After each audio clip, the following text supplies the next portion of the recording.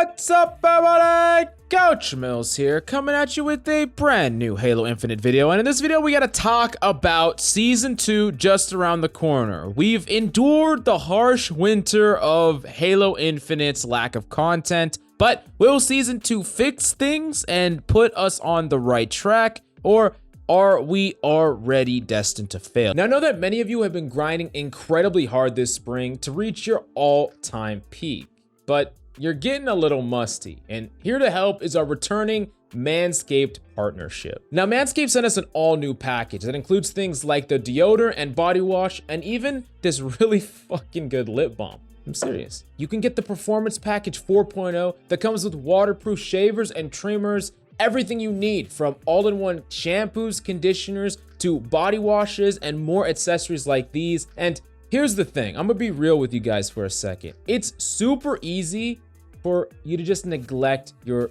physical and mental health. As guys, it happens all too often. But really, if you're not physically feeling good, you're not gonna mentally feel good as well. And Manscaped has everything you need so that you're at the tip top of your game. Use code HALO at the Manscaped checkout for 20% off your order and free shipping. Go check it out right now in the links down below.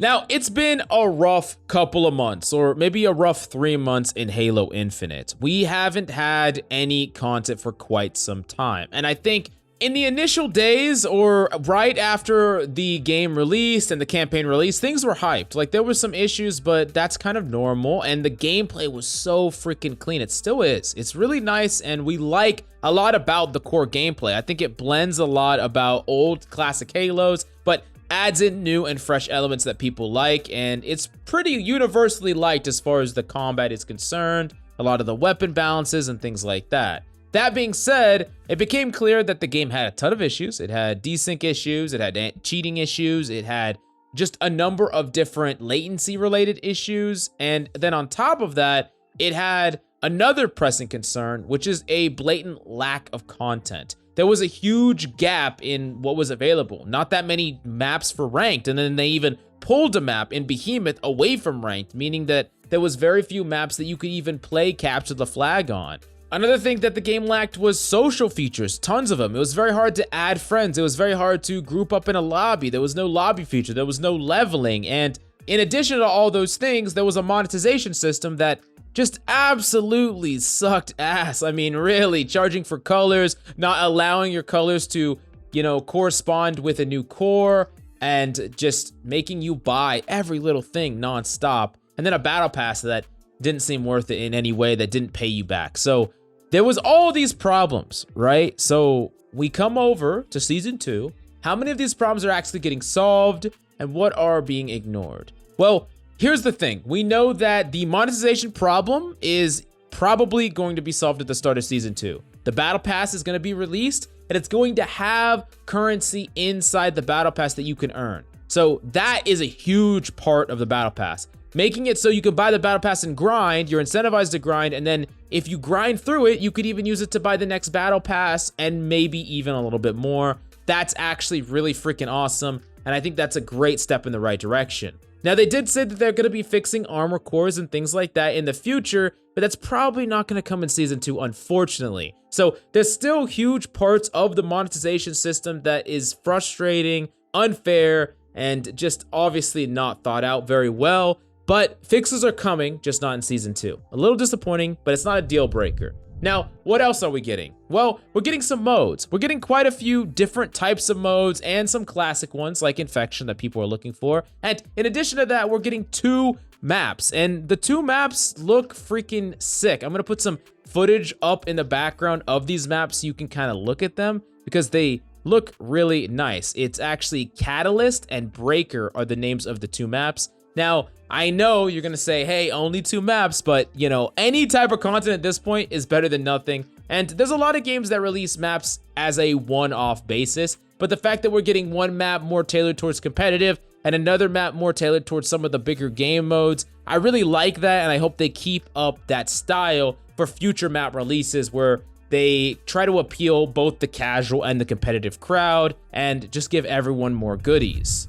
Now, the next thing that we're doing is getting a lone wolf theme. So we're actually going to be getting a lot of cosmetics and, you know, battle pass related stuff to the theme lone wolves, which also will include more Spartans and just cool cosmetics that people really like. But at the end of the day, I do think that specifically cosmetics aren't really the content that we're looking for. Like, it's great, don't get me wrong, but that's not really what Halo actually needs. So at the end of the day, while there's quite a bit of content coming out with Season 2, there isn't a huge burst of content all at once. It's going to be a pretty sizable amount, but it's not going to be game-changing, and it doesn't fix all of the fundamental problems in Halo. There's still the cheating problem.